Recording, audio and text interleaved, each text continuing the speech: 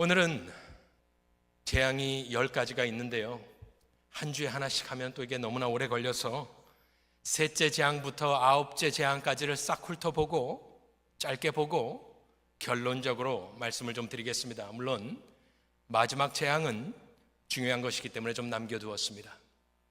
그렇게 첫째요, 둘째 재앙이 지나가고 나서 셋째 재앙을 보면 그것은 티끌이 이가 되게 하는 장면이 나옵니다.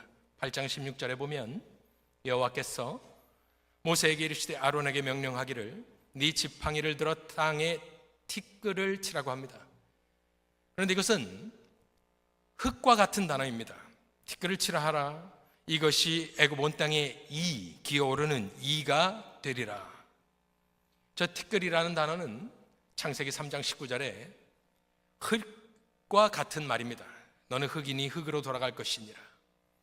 그래서 저 티끌이 이가 되는 장면은 죽음을 상징해서 마치 죽음이 사람들에게 달라붙어 그들 또한 죽어 흙으로 돌아갈 것을 암시한다라고 보면 될 것입니다.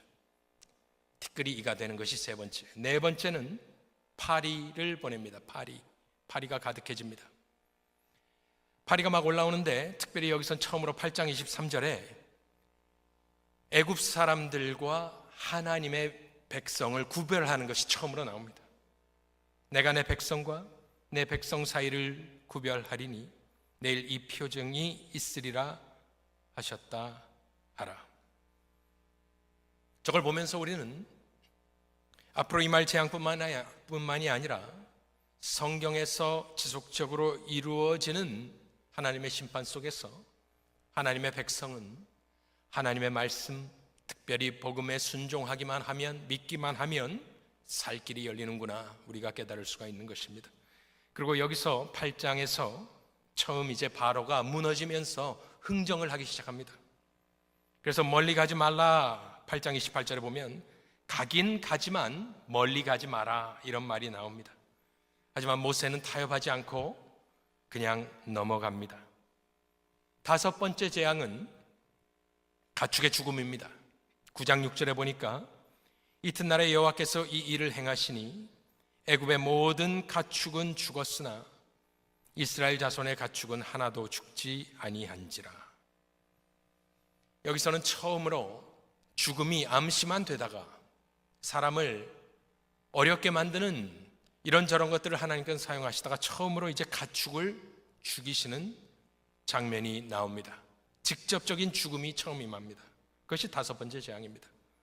넘어가겠습니다. 여섯 번째 재앙은 종기가 생깁니다.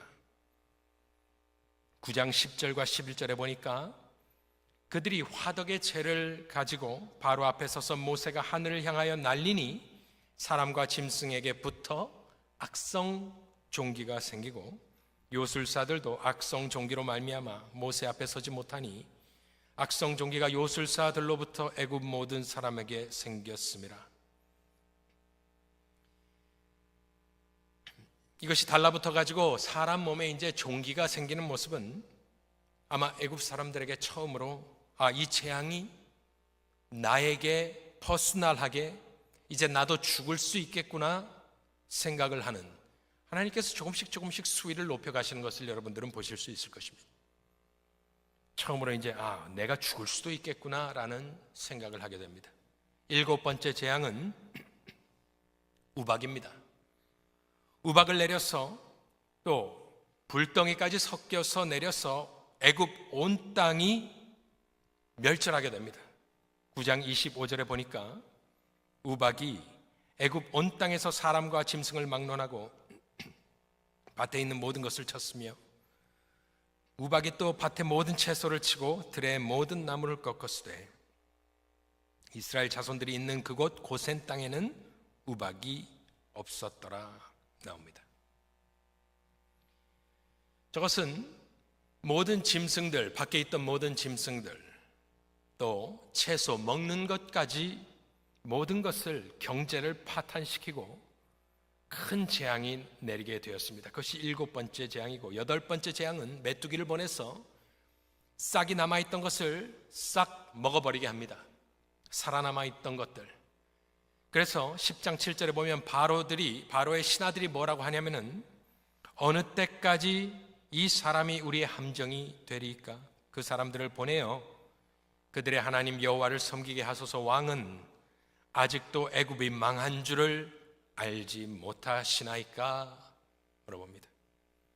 지금 8번째 재앙까지 왔는데 지금 사람들은 얼마나 더 남았는지 모릅니다. 8번째 됐을 때 우리가 듣기에는 심각한 것 같이 보이지 않았지만 이가 되고 파리가 오고 우박이 내리고 이런 것이었지만 그 최강국인 바로의 나라 이집트 애굽은 그만 이 자연재해와 같은 참 우습게 여길 만한 이 재앙 속에 무릎을 꿇어버립니다. 세계 최강국이 속절없이 8번째에 끝이 나버렸습니다. 그러고 나서 이제 10장에 보면은 바로가 회개를 합니다. 그런데 가짜 회개입니다. 그리고 이제 9번째 재앙이 임합니다. 9번째 재앙은 흑암입니다. 흑암은 그때 당시에 애굽의 가장 유명하고 강력한 신이었던 라, 아몬 라 혹은 레라고 불리는 태양신을 조롱하는 것입니다. 그래서 10장 22절에 보니까 모세가 하늘을 향하여 손을 내밀매 캄캄한 흑암이 3일 동안 애굽 온 땅에 있어서 그동안은 사람들이 서로 볼 수 없으며 자기 처소에서 일어나는 자가 없으되 온 이스라엘 자손들이 거주하는 곳에는 빛이 있었더라.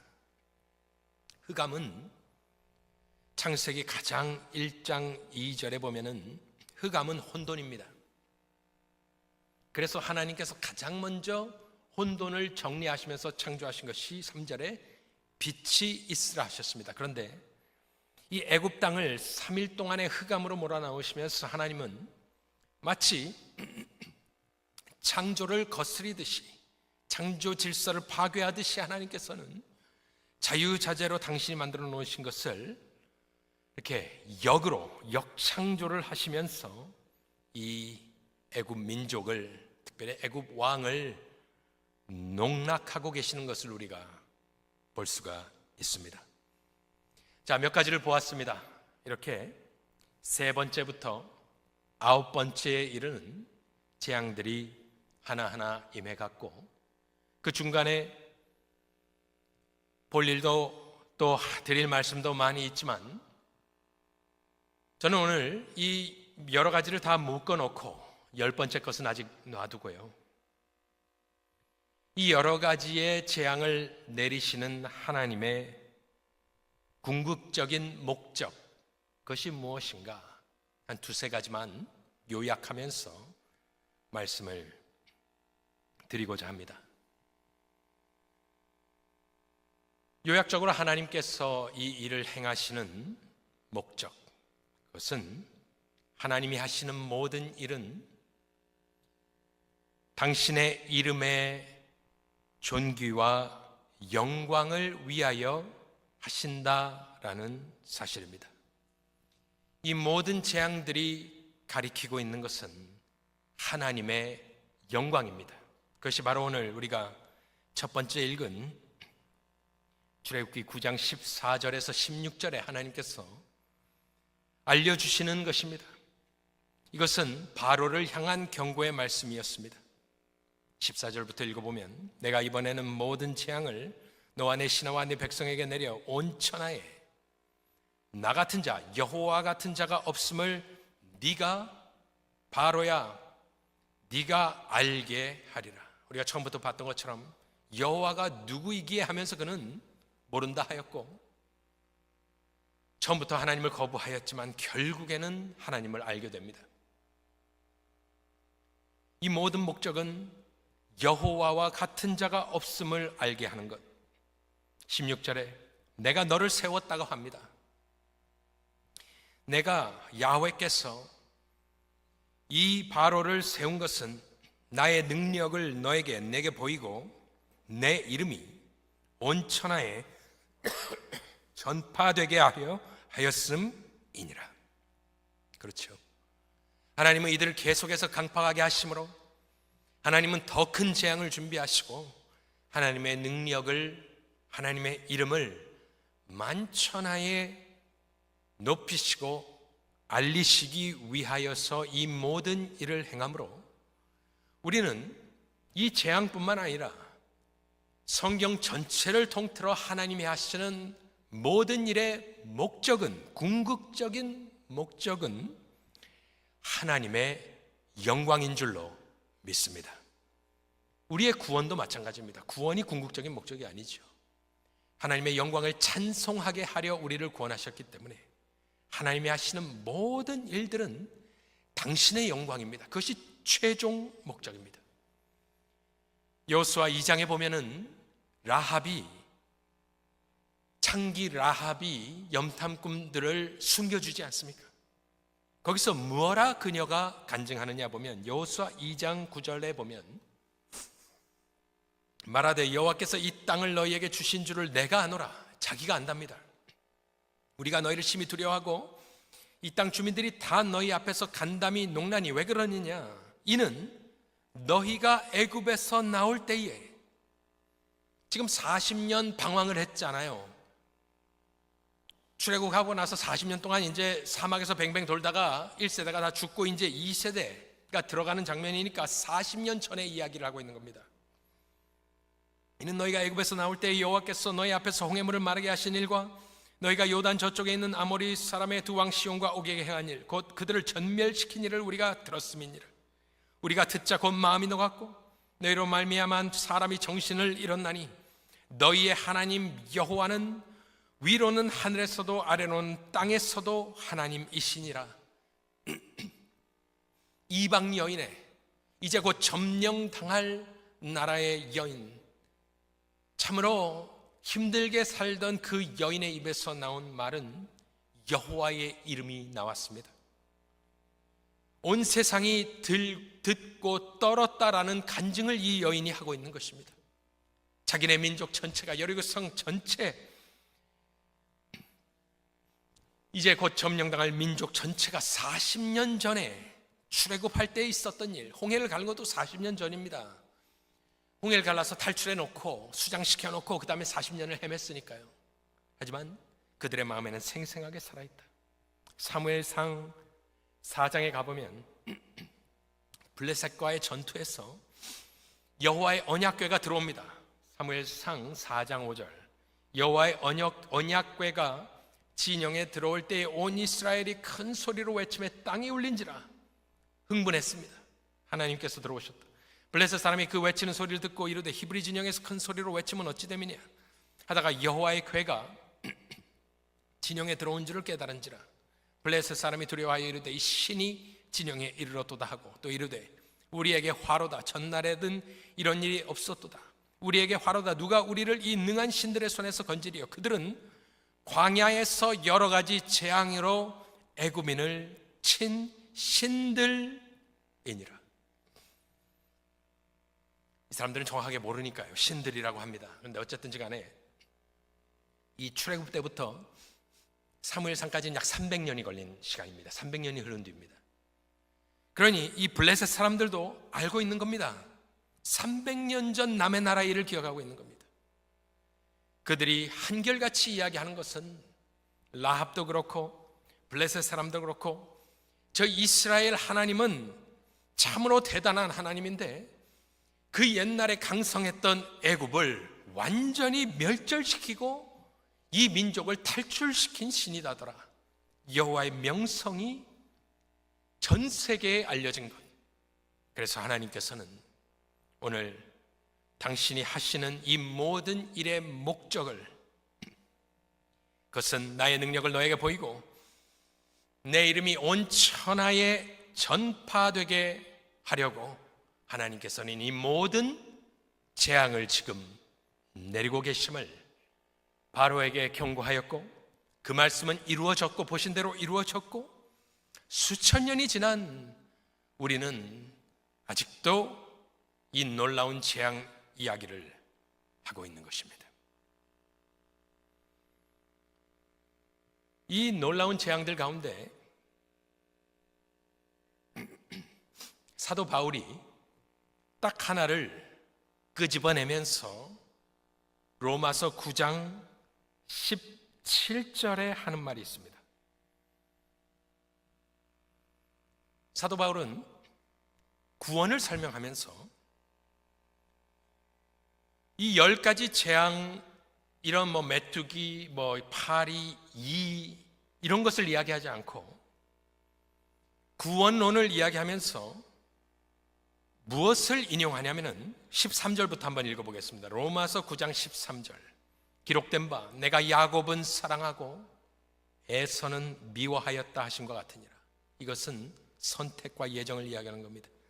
그런즉 우리가 무슨 말 하리요? 하나님께 불의가 있느냐? 그럴 수 없느니라. 성경의 가르침입니다. 하나님이 어떻게 당신이 에서를 미워할 수 있느냐? 사람은 따질 수 있지만 성경은 하나님께 불의가 없다 말을 합니다.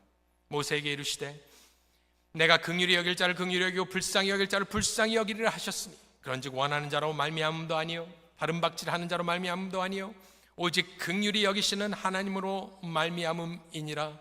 성경이 17절에 바로에게 이르시되 내가 이 일을 위하여 너를 세웠으니 곧 너로 말미암아 내 능력을 보이고 내 이름이 온 땅에 전파되게 하려 함이라 하셨으니, 오늘 말씀을 인용하는 겁니다. 그런즉 하나님께서 하고자 하시는 자를 긍휼히 여기시고 하고자 하시는 자를 완악하게 하시느니라 말씀을 하는 겁니다. 제가 이 말씀을 보면서 무슨 생각을 하게 되었냐면은, 하나님이 10가지 재앙, 우리는 9가지만 보았습니다만 10가지 재앙을 내리시는 것도 무서운 일이겠지만 정말로 무서운 것이 무엇이겠느냐? 우리가 하나님을 생각할 때, 세상 사람들이 하나님을 생각할 때 여리고 사람들도 무서워했고 이 블레스 사람들도 무서워했고, 그것은 어떻게 보면 피상적인 두려움이고, 정말 하나님의 두려움은 어디 있니? 하나님의 통치는 어디까지 미치느냐? 사도 바울이 봤을 때는 하나님은 원하시는 자를 긍휼히 여기시고 원하시는 자를 강팍해 하셔서 바로를 본보기로 보이셔서, 하나님은 바로의 마음까지도 주관하시고 택하시고 택하지 아니하심에 따라 그 사람의 영원의 데스티니까지 결정하시는 아주 무서운 하나님임을 우리가 깨달아야 되는 것입니다. 하나님의 통치는 어디까지 이르느냐? 그 통치는 완벽하여서 하나님은 구원하실 자를 구원하시고 버릴 자를 버리시는 그 핵심 구절을 사도 바울은 오늘 본문에서 따왔습니다. 하나님의 주권, 하나님의 통치.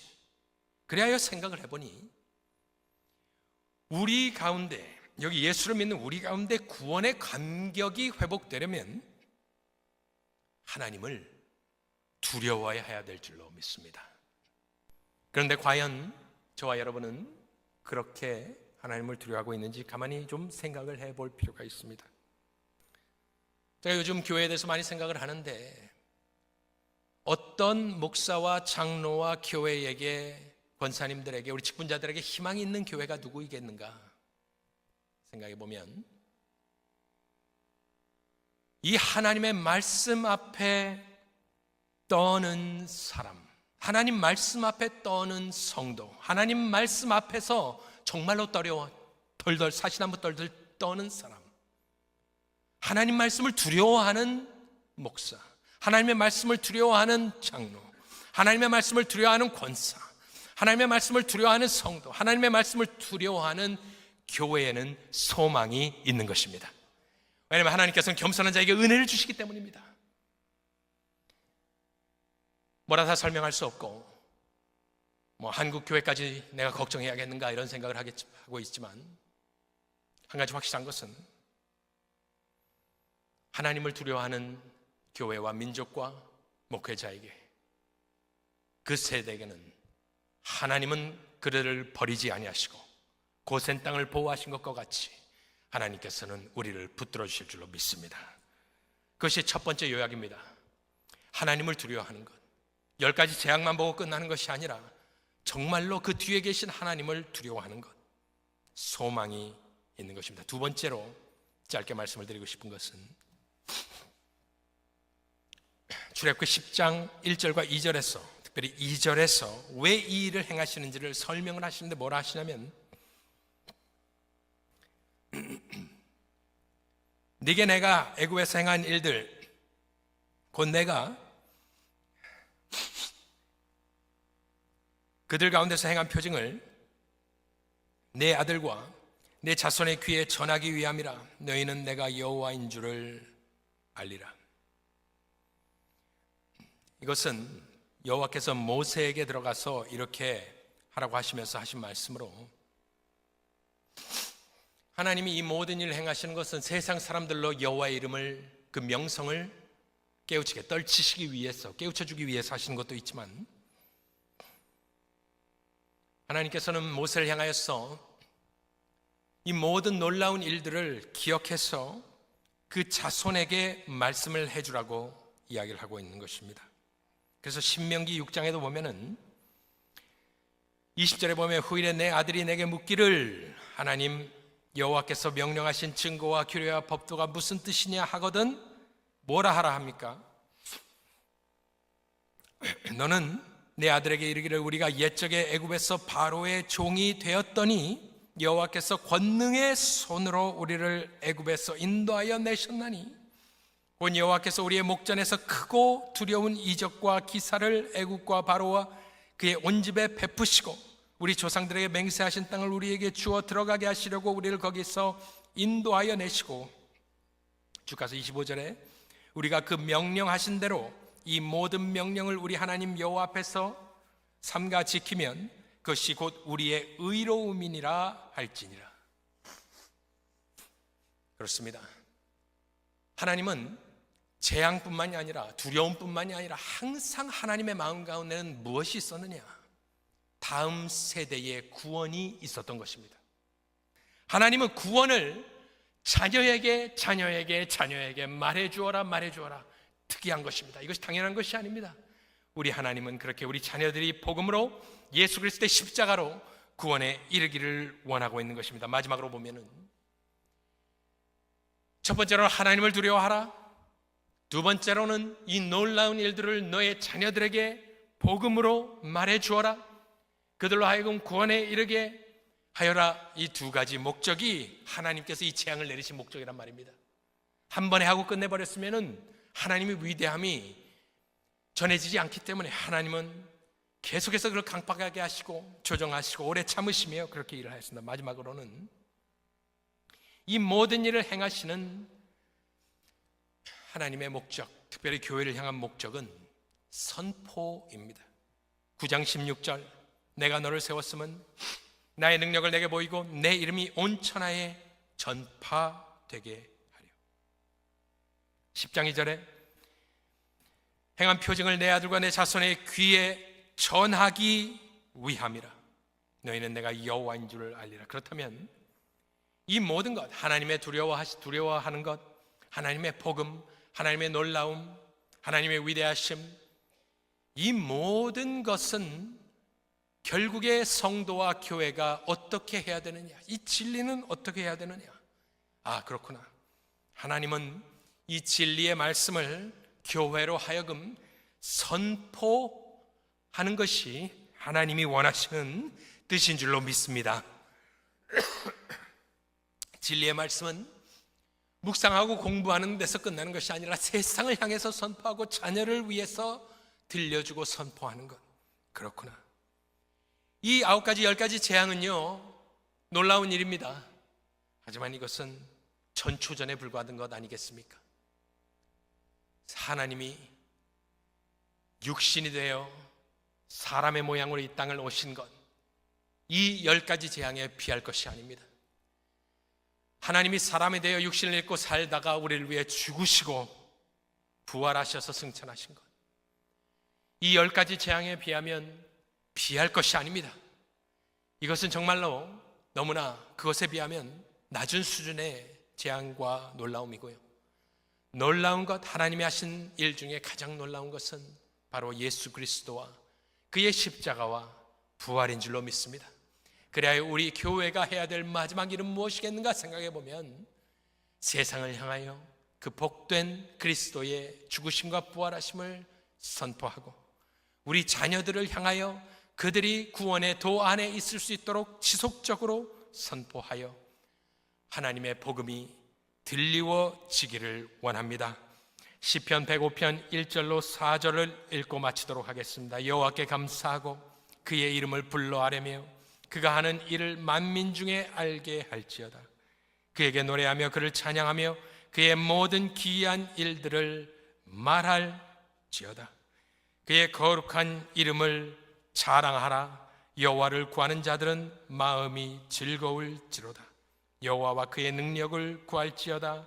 그의 얼굴을 항상 구할지어다.